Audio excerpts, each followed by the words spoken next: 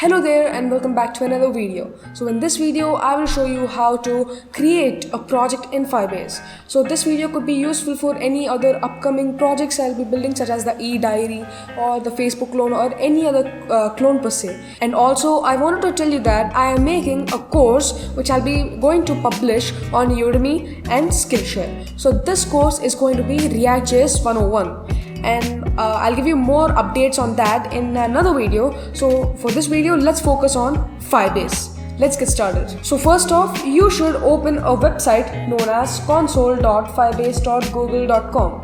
So once you open that, you should click on Add Project.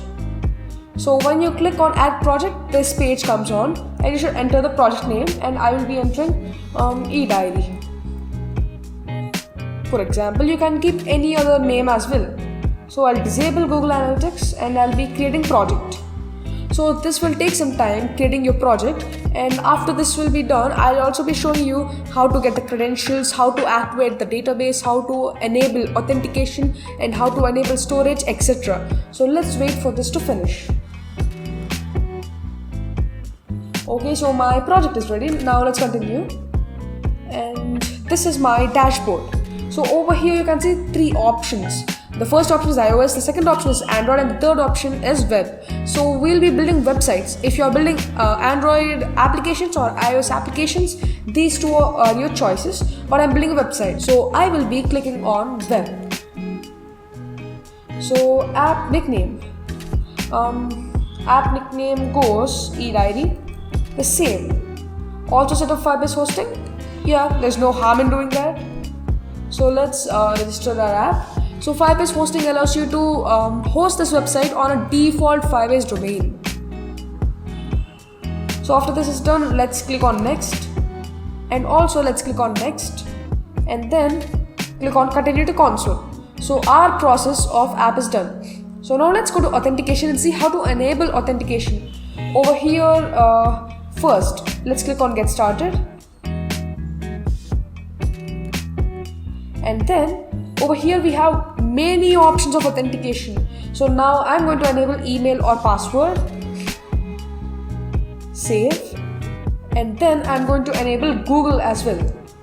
So this will enable you to use Google, continue with Google button on your website. So you should keep this.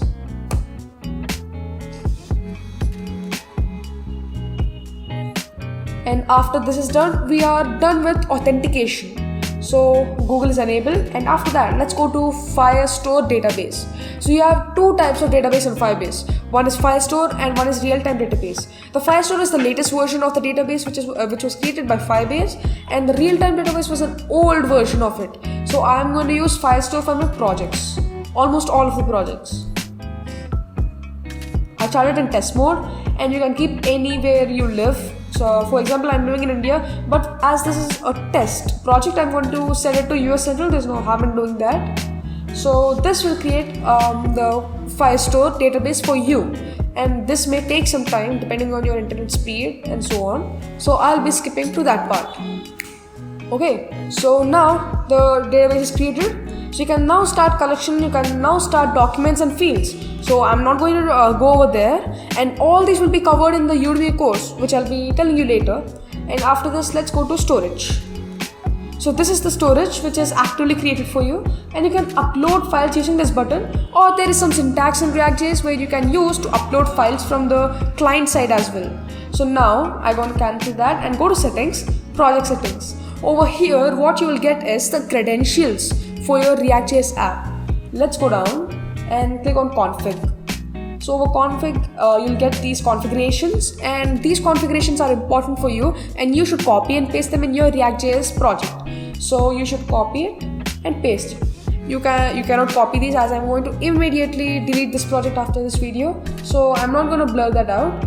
But all I'm going to say is you should copy it and you should paste it in your React.js project.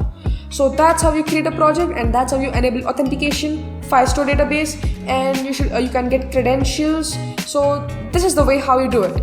So in the next video, I'll be giving you some details about my upcoming Udemy and Skillshare course, and I'm going to start the eDiary website pretty soon. So let's meet in another video. For now, peace.